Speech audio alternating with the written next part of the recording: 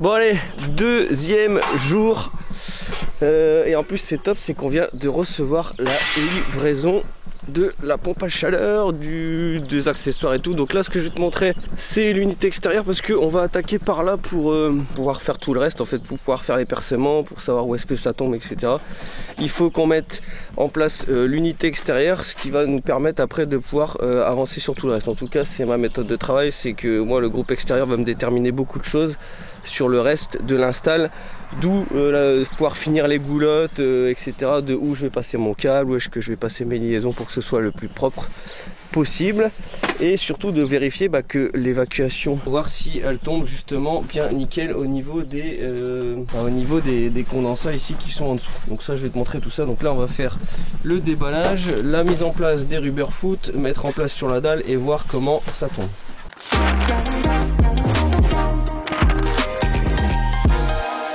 Bon, donc regarde, en fait ici nous on a toutes les codes, donc tu vois à l'endroit où doit se trouver l'évacuation, les écartements au niveau des rubber foot, parce que là on va mettre les rubber foot. Donc les rubber foot sont là pourquoi? Et ils sont là en fait pour déjà rehausser la pompe à chaleur pour qu'elle soit un petit peu plus haute au niveau du sol et qu'elle soit pas à même le sol, et en plus de ça, ça va réduire un maximum les vibrations. Et dans des régions très froides, il faut en être encore plus haut que ça, c'est-à-dire qu'il faut que tu mettes des rehausses sur tes rubber foot. Nous ici dans le nord on n'a pas trop de contraintes. En plus on a une évacuation des condensats qui va se rejeter directement dans un PVC, donc il n'y aura jamais d'eau qui va stagner en dessous de la pompe à chaleur. Mais surtout voilà, dans des régions très froides, type montagne, des choses comme ça où tu as des températures très négatives très souvent, il est très conseillé de rehausser la pompe à chaleur, mais vraiment beaucoup plus haut. C'est-à-dire que tu as des rehausses, tu dois quasi te retrouver à peu près à 30 cm du sol. Nous ici dans cette région là, des rubber foot voilà, de cette hauteur là, ça va sans souci. Donc là on a mesuré le PVC, il n'est pas forcément à la cote que j'avais demandé. Bon en soi c'est pas gênant, ça aurait été bien qu'il soit pile en face pour que quand on mette la pompe à chaleur, on n'ait pas un jeu de flexible à remettre pour faire tomber dans le PVC. On va voir, peut-être qu'on va s'en sortir, mais ce qui va m'embêter c'est que la pompe à chaleur sera pas forcément centrée sur la dalle. Donc je vais voir un peu comment ça va tomber. Dans l'idée c'est de recouper le PVC à hauteur de ce qu'on a besoin, de là où ça va tomber en dessous de la pompe à chaleur.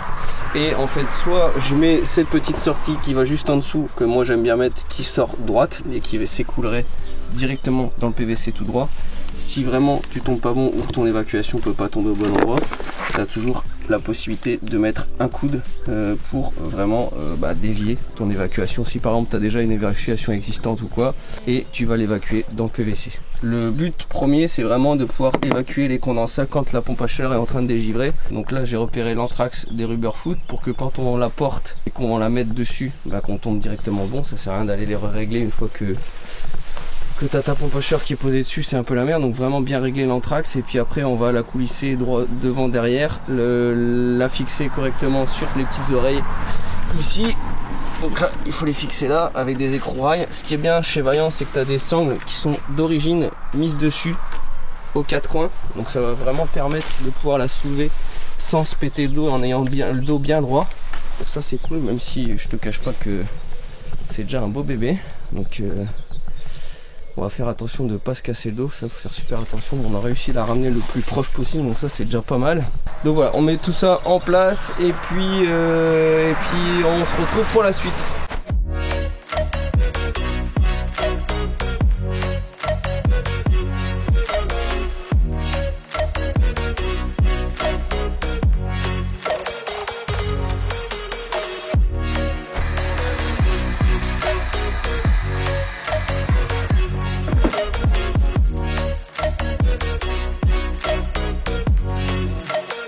Ça là tu vois, j'ai chauffé un petit peu au décapeur, là il va se rétracter et ça va me faire ma sortie PVC nickel pour mes condensats de la pompe à chaleur, enfin du groupe extérieur.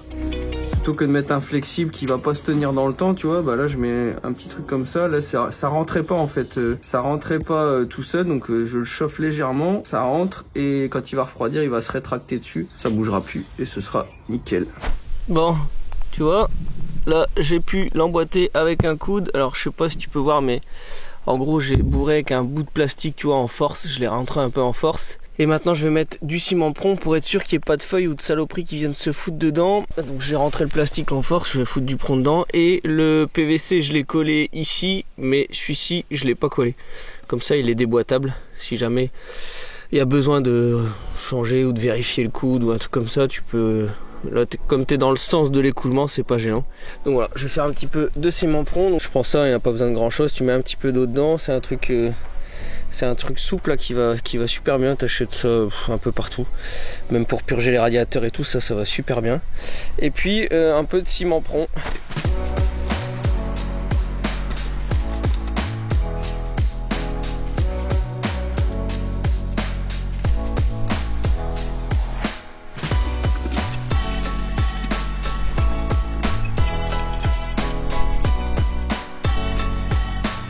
Je voulais vous montrer un petit truc que j'utilise assez régulièrement. Alors sur Instagram j'en parle assez souvent, mais c'est vrai que là je vais profiter de la vidéo pour vous montrer ça parce que c'est juste génial. Là tu vois par exemple on a nos sorties, donc là j'ai enlevé le cache, hein, il y a un petit cache qui est dessus, t'enlèves deux vis, t'enlèves le cache. Là c'est les liaisons frigorifiques qui vont arriver. Ici en dessous on va avoir les câbles électriques qui vont arriver, donc dans l'idée ce serait de faire un seul trou et dans ce trou là on passerait les liaisons frigo plus les câbles. Et on doit faire un percement, mais on aimerait quand même savoir où on tombe pour être sûr que quand on va percer de l'extérieur vers l'intérieur, qu'on tombe pas sur un truc qu'on n'a pas prévu ou que ça tombe enfin que ça tombe pas très bien. Et qu'est-ce qu'on utilise? C'est ça.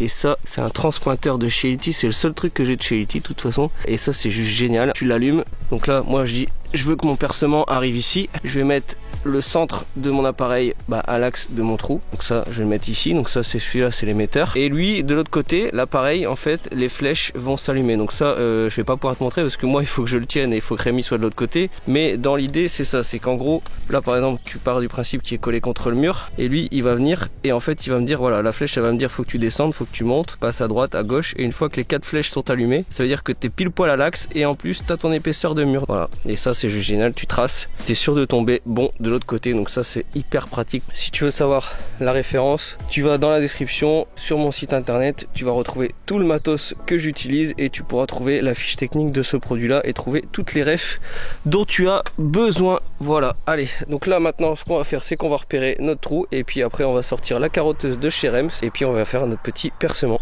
Bon allez, je vais te montrer quand même. Rémi m'a dit bah attends je vais le tenir comme ça tu pourras montrer de l'autre côté, c'est vrai que c'est pas bête. Donc là il va se mettre pile poil à l'axe où je veux, moi je vais aller de l'autre côté.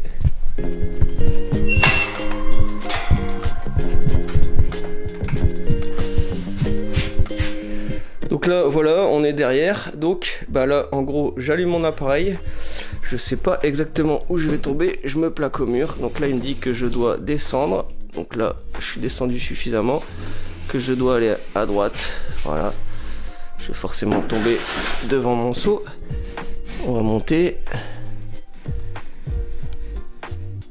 encore un petit coup, hop, voilà, tac.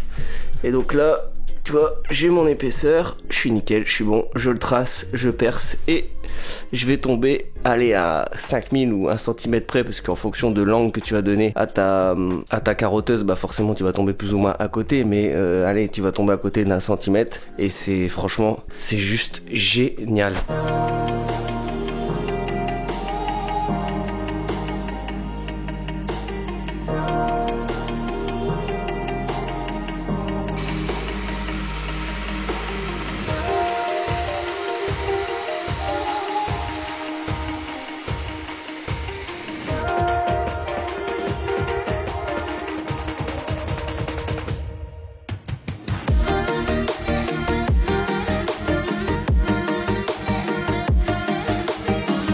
Bon voilà, première étape terminée, on est content, le percement s'est super bien passé, donc là tu vois, c'est nickel, je te montrerai à l'intérieur ce que ça donne, mais ça va être parfait. On en a profité pour tout de suite passer la sonde extérieure et donc le câble va tomber dans la goulotte juste derrière, c'est à dire qu'on s'est arrangé pour que le câble qu'on perce, et ben, il soit dans la goulotte où vont passer les liaisons frigo. Je te montrerai de l'autre côté, tu vas comprendre. Ça, faites bien attention, il y a certaines sondes extérieures qui sont en 2 fils. Celle-ci elle est en 3 fils. Alors moi je passe beaucoup du filaire, hein. Je préfère toujours le petit casse-goutte aussi, super important, hein, pour pas que l'eau puisse rentrer, même si on a percé en biais. C'est pareil, hein. Le carottage ici des liaisons on l'a percé en biais, c'est-à-dire que la pente vers l'extérieur, comme ça on est sûr qu'il n'y a pas d'eau qui peut remonter. Voilà, toujours percé légèrement en biais. Là c'est pareil, on a percé légèrement en biais. Et le trou au-dessus ici de l'électricité on l'a percé aussi en biais, pour être sûr que l'eau ne puisse pas remonter. Et on fera un petit casse-goutte pareil. Et donc je préfère le filaire. Le filaire t'es jamais emmerdé. Donc quand tu peux faire du filaire, il existe sans fil et filaire chez Vaillant. Dès que je peux, je mets du filaire. Filaire, tu mets en route, t'es pas emmerdé, ça merde jamais. Pour moi c'est la meilleure des fiabilités, c'est le filaire. Dès que je peux, filaire. Chez Vaillant par contre, faire super gaffe, les sons d'extérieur filaire sont en 3 fils. Le thermostat est en 2 fils, mais les sons d'extérieur sont en 3 fils. Pourquoi? Il y a 2 fils de communication et il y a un fil pour l'antenne satellite qui fait la mise à l'heure automatiquement. Donc voilà, tu as l'heure qui est parfaitement mise, la date, etc.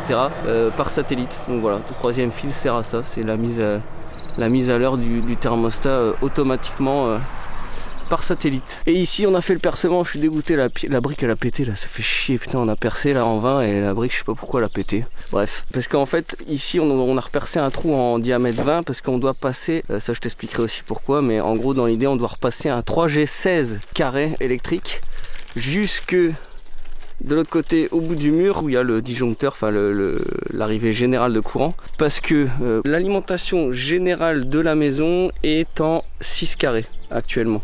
Bah, en gros c'est l'alimentation qu'il faudrait juste pour l'appoint électrique de la pompe à chaleur. Donc là en fait on va enlever l'alimentation. Alors c'est un électricien qui va le faire, hein. Moi je vais passer le câble et après il y a un électricien qui va venir faire les raccordements. Et ça c'est hyper important d'y réfléchir, enfin de regarder ça pendant le chantier, enfin quand tu chiffres le chantier, et de tenir au courant le client, parce que déjà le client quand tu mets une pompe à chaleur et qu'il avait une chaudière avant, en général tu as un changement d'abonnement. Donc là on va passer à 12 kVA et donc qui dit 12 kVA il faut un disjoncteur avec une protection et un disjoncteur général que EDF pose de 60 ampères. Donc là il va être aussi changé, il va être changé là incessamment sous peu. Normalement il devait venir avant, mais voilà, bref, hein, tu sais comment ça fonctionne. Mais après c'est pas gênant, de toute façon on est en été, c'est pas gênant. Et de ce disjoncteur là, il faut que ton alimentation générale qui reparte au tableau électrique où il y aura toute l'alimentation de la maison, les disjoncteurs et aussi l'alimentation de la nouvelle pompe à chaleur, il faut que ce câble soit suffisamment gros pour absorber toute la puissance nécessaire. C'est-à-dire que si la pompe à chaleur tourne avec le compresseur, plus la résistance électrique, plus un four, plus tout ce que tu peux avoir dans une maison, il faut que ton câble ne chauffe pas. Et là actuellement le câble il fait 6 mm et on va en repasser un nouveau de 16 mm carrés pour justement compenser cette surpuissance qu'il pourrait y avoir et enlever le 6 mm carré qui est actuellement branché sur le tableau électrique. Voilà, je pense qu'avoir été clair, mais en tout cas faites super attention aux arrivées de câbles général. De toute façon, dès que tu passes avec un abonnement EDF plus puissant, vérifie toujours que ton câble corresponde à ta puissance totale. Même nous, on va le surdimensionner, comme ça on est sûr. Avec l'électricien, on va passer à un 16 mm carré. Comme ça, voilà, zéro souci, tu sais que ça prendra en charge tout sans aucun problème. Voilà pour ça, donc là l'extérieur pour l'instant c'est terminé. Après on va passer les liaisons frigo et on va aller un peu à l'intérieur, donc je te montrerai tout ça. Donc on va déjà ranger tout l'extérieur, mettre tout au propre, préparer pour l'intérieur et on va après mettre en place les liaisons frigo. Bon, j'en profite avant de fermer le thermostat, là on l'a mis en place. Donc là t'as 2 vis, t'as un boîtier, on met du filaire et là c'est le Calormatic 700. Et chez Vaillant t'as aussi les nouveaux en 720 qui ont un peu plus de gueule, etc. Mais après ça dépend ce que tu cherches. Mais là techniquement le thermostat, de toute façon ici les gens ils vont régler la température une fois et ils vont plus jamais y retoucher parce que c'est pas du tout leur truc. Donc que tu mettes un super modèle ou que tu mettes celui de l'ancienne génération, ça va strictement rien changer. Donc c'est pour ça qu'on est resté sur ce modèle-ci. Il est un petit peu moins cher, mais c'est surtout qu'il est pas trop tactile, etc. C'est des personnes qui n'aiment pas trop tout ce qui est nouvelle génération, tout ça. Donc voilà, ça tombe pas plus mal. Donc là le thermostat c'est du 2 fils, la sonde extérieure c'est du 3 fils, hein. Je sais pas si tu te rappelles. Et si jamais t'es embêté avec la sonde extérieure, je te le dis parce que je te l'ai pas dit l'autre fois, enfin quand je t'ai montré la sonde extérieure. La sonde extérieure, tu as possibilité de raccorder que 2 fils. Si vraiment t'as que 2 fils qui arrivent, que t'as pas moyen d'en repasser à un 3e, tu peux ne raccorder que 2 fils. Si tu veux la borne DCF sur la sonde extérieure, c'est la sortie pour le satellite. Donc en gros, si tu raccordes pas ce fil-là, c'est pas gênant, t'auras pas l'heure qui sera mise automatiquement. C'est la seule chose. Après, les 2 autres fils, eux, vont prendre la température extérieure. Après, bah c'est tout simple, hein. Tu viens le mettre comme ça, hop. tu le clipses et c'est terminé. Et après on pourra venir faire nous tous nos paramétrages ici en partie, après en partie aussi sur l'unité intérieure. Mais d'ici on peut vraiment gérer pas mal de choses et gérer forcément la température. C'est le but premier d'un thermostat. Voilà, bon, donc là, voilà, on a mis en place toutes les goulottes. Donc tu vois, la goulotte pour le câble. Et donc ici, bah, on a notre fameux trou qui tombe ici. On a pris la goulotte, on a fait un trou de cycloche avant, on l'a posé. Donc ce que je fais moi à chaque fois sur du placo, je mets des vis de chez Fisher qui vont super bien avec les vis qui correspondent. Hein. En fait, sur la boîte, il te donne une taille de vis que tu dois respecter pour que ça fasse un peu cheville crampon. En fait, quand tu la visses, elle se rétracte et elle vient faire un crampon derrière, un peu comme une molly. Et comme t'as pas forcément beaucoup d'efforts dessus, c'est beaucoup plus facile de mettre ça que des chevilles molly. Donc moi je mets ça, en fait je perce en 8 à travers toute la goulotte, je mets la cheville de 8, la vis est terminée. Et après derrière je mets aussi, pour pouvoir colsonner mes tubes, je mets des autres chevilles, c'est des chevilles de chez Ram, qui sont normalement fournies avec, tu peux acheter toutes seules, mais tu les as aussi dans les boîtes de chez Ram là pour tout ce qui est fixation de tubes multicouches, PER, enfin plein de choses, plein de fixations. Et en fait tu perces en 13, tu mets ça dans ton placo et tu enfonces soit ton embase à colson, et en fait les petits ergots qui sont ici, ils vont s'ouvrir et se rétracter dans le placo. Donc en fait ça va faire pareil, une cheville crampon, mais pour soit des embases à frapper ou soit pour les colliers spécifiques de chez Ram. Donc voilà, qui sont en fait les chevilles chez Ram sont un peu sur le même principe que les embases électriques quoi. Donc après tu le mets dedans et puis tes crampons ils s'écartent. Pour te dire tout ça, c'est qu'en fait j'aime bien mettre des embases comme ça. Après moi je colsonne au fur et à mesure de quand on pose la liaison frigo plus le câble, on colsonne au fur et à mesure. Et par exemple ici, comme je sais que je vais avoir un deuxième câble à passer mais après, et que j'ai pas envie de tout colsonner d'un coup, et ben j'en mets deux à la fois. C'est-à-dire que mon premier câble il va me servir, enfin mon premier colson il va me servir pour attacher mes liaisons frigo et mes premiers câbles. Là on a passé un fil, comment t'appelles ça, un passe-fil quoi, qui va nous permettre de pouvoir attacher notre câble en 16 mm et tirer dessus après. Donc là le trou est fait, tu vois, c'est le trou qui est dehors, il tombe ici pile poil dans la goulotte. La sonde extérieure c'est pareil, elle tombe ici pile poil dans la goulotte, comme ça t'as pas de câble en extérieur. Et donc là maintenant on va mesurer notre liaison frigo en 5/8 de là jusque là, on l'a mesuré, on a rajouté un petit peu de marge, on va la couper et je vais la cintrer direct à l'arbalète en prenant mes cotes au fur et à mesure. On va la cintrer dehors et comme ça on n'aura plus qu'à la mettre. Et après le 1/4, on aura juste à l'enfiler, le cintrer comme ça à la main, il va se mettre tout seul et ce sera parfait. Mais c'est vrai que le 5/8 il est un peu raide à passer, donc on va tout faire à la cintrette, à l'arbalète quoi, et ça va être nickel. Et on va juste prendre nos cotes ici au fur et à mesure. Là j'ai 1 mètre, je vais mettre 1 mètre dehors avec la pénétration du mur, plus que l'extérieur on va mettre 1 mètre, on va faire un premier cintre. Du deuxième cintre on prend la cote de là à là, je vais faire mon deuxième cintre et ainsi de suite. On va tout faire dehors et une fois que tout est cintré, on la ramène et on l'enquille. Bon là c'est parce qu'on peut le faire, hein. À certains moments tu peux pas tout cintrer avant et la mettre après, une fois c'est un peu plus galère, mais là ça va être relativement facile à faire. Donc je te ferai un petit timelapse pour ça, comme ça tu verras rapidement comment on fait tout ça.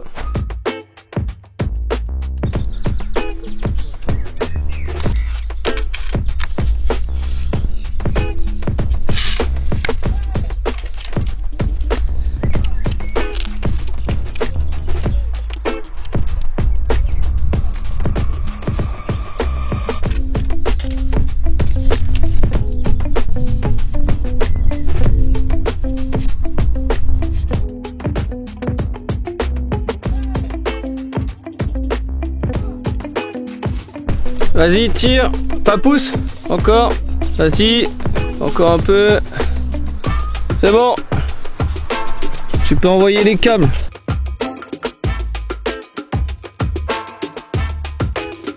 Donc là le câble, il faut 3G6 et un bus. Voilà, tac, donne un peu de mou, top. Alors si je fais ça, on va le faire passer, presser tout ici et il faut que ça tombe là. Ouais c'est bon. Bon, on a fini le câblage extérieur, donc demain il nous restera à faire les jugeons au niveau des liaisons frigo, mais déjà avant de fermer tout ça, je voulais te montrer un petit peu. On a mis en place une coupure de proximité de chez Aspen, donc ça c'est la marque Aspen, franchement elle vend super bien. Alors là c'est un 4 pôles parce qu'il n'y avait pas de 3 pôles chez le fournisseur, donc j'ai pris un 4 pôles, mais là en monophasé. 4 pôles c'est bien pour du triphasé, et je prends du 3 pôles en 32 ampères, coupure de 32, souvent sur les pompes à chaleur. Voilà, je prends un 32 ampères. De toute façon je tire quasiment que du 6 mm carré, même s'il faut que du 4 mm, j'ai que du 6 à la boîte et je me prends pas la tête à acheter du 4 mm carré. De toute façon du 6 ça passe aussi largement, donc je prends forcément 32 ampères pour le 6 mm carré. Donc soit je prends du 3 pôles, soit du 4 pôles en fonction si c'est du tri ou du mono. Et donc comment je branche ça? Ce qui est important c'est déjà sur ta coupure de proximité, c'est la continuité de ta terre, parce que j'ai déjà vu que certaines personnes branchaient la terre sur les 4 pôles là, qui sont là. Je vais t'expliquer à quoi ça sert. L'intérêt de cette coupure de proximité, c'est un sectionneur, c'est-à-dire que une fois que tu es sur 0, tu coupes l'arrivée de courant de jus au niveau de ton unité extérieure. C'est-à-dire pour l'entretien, c'est souvent très bien pour l'entretien, pour le SAV.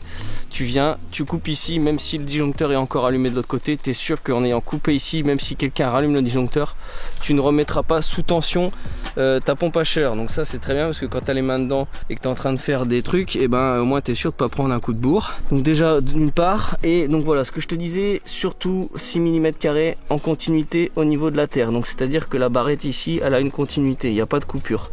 Par contre, nous, phase neutre ici, forcément phase neutre ici en dessous, donc forcément la phase doit être en phase de la phase et le neutre doit être en phase de ton neutre. Ça c'est... Faut pas faire d'inversion de neutre, hein. Enfin d'inversion phase neutre, parce qu'il faut faire gaffe, ça peut arriver.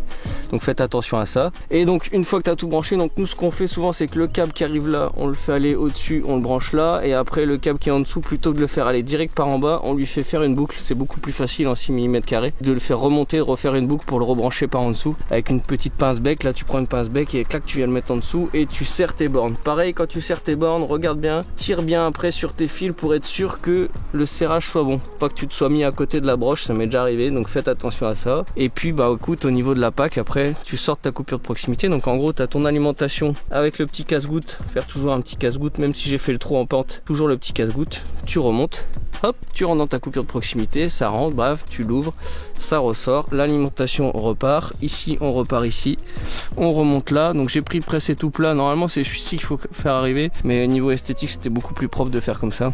Donc j'ai fait arriver le 3G6, on a serré le serre-câble, on remonte ici et on s'est branché ici. Donc tu as le schéma, hein. T'as le schéma quand tu es en mono, en tri, ils te disent comment tu dois te brancher. Donc là on est en mono, donc tu te branches sur phase numéro 1 et neutre terre. Et pareil pour le bus qu'on a passé en câble blindé. T'es pas obligé, mais je préfère les bus, je préfère les passer en blindé en général. 2 fois 0,75 blindé qui va aller jusqu'à l'unité intérieure. Donc ça c'est pareil, on va le colsonner sur les liaisons frigo. Une fois qu'on aura fini nos jugeons, on pourra tout mousser et après refaire un petit cimentage bien propre. Voilà. Donc je voulais en profiter pour t'en parler. Et après, une fois que ça, je viens le mettre dessus ici.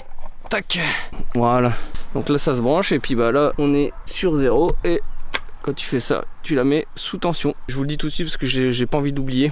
Pourquoi je m'écarte autant? Parce que chez Vaillant, ils te disent, si tu fais que du chauffage avec ta pompe à chaleur, tu peux te mettre à 200, donc à 20 cm du mur. Et si tu fais chauffage et rafraîchissement, il faut que tu aies 25. Minimum. Nous, on met à minima 30. Là il y a 35 à peu près. Pourquoi? Tout simplement pourquoi, je vais t'expliquer pourquoi. C'est que nous on fait l'entretien et que quand tu fais l'entretien et que tu n'as que 20 cm et des fois tu as même moins sur certaines clims, c'est chiant. Et en fait là le fait d'avoir 30-35 cm, ce qui est bien c'est que tu peux vraiment passer à l'aise, bien passer ton produit si besoin, bien brosser, bien tout pulvériser avec ton pistolet à eau, le pistolet là de chez Aspen que j'utilise là sous pression, pour vraiment bien nettoyer ta batterie complètement et avoir un accès total et donc ne pas être coincé entre murs. Voilà, donc ça, faites attention à ça dès que vous pouvez au maximum, écartez-vous plus que possible. Si le fabricant vous dit 20, si vous pouvez mettre 30, mettez 30. Très sincèrement, mettez 30. Je vous le dis, pour l'entretien, c'est le jour et la nuit, je vous le promets.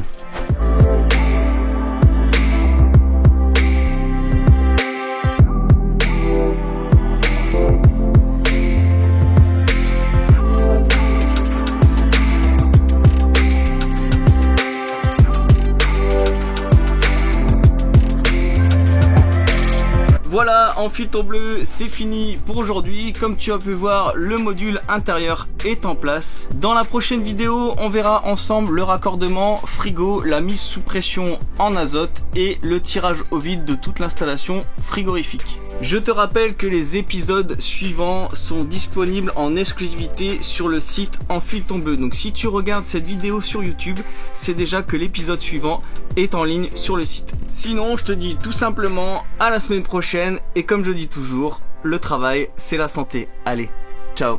Juste avant le zapping Insta, n'oublie pas que tu peux retrouver du contenu exclusif, des tests, des vidéos d'installation et bien plus sur le site enfile-ton-bleu.com. Tu y trouveras aussi toutes les infos sur le coaching et le matériel que j'utilise sur mes chantiers. Pour ne pas louper les prochaines stories, rejoins-moi sur Instagram et n'oublie pas de t'abonner si mon travail te plaît. Bon là tu vois on est en train de faire les fixations parce que j'ai eu quelques questions là-dessus pourquoi je fais ça. En fait l'avantage de faire ce système là c'est que tu vois le fait d'être sur tige filetée ici et là je peux aussi bien régler mon aplomb de mur que la profondeur. Donc en fait en fonction du tube qui va arriver au niveau de l'axe par rapport au mur, je peux justement régler comme je veux ma profondeur. Donc me mettre pile poil à l'axe, surtout quand tu as un mur qui fait des vagues. Et en plus de ça, avec ce système là, déjà je perce que 2 trous. Admettons là ici je pourrais mettre, je sais pas moi, 5 ou 6 colliers sur le même rail en perçant que 2 trous au mur. Et en plus de ça, avec ces écrou-rails, je peux régler ma hauteur. C'est-à-dire que là je mets mon laser à la hauteur que je veux. Donc je mets mon laser sur ma troisième main, j'allais dire ma troisième jambe encore. Sur ma troisième main ici,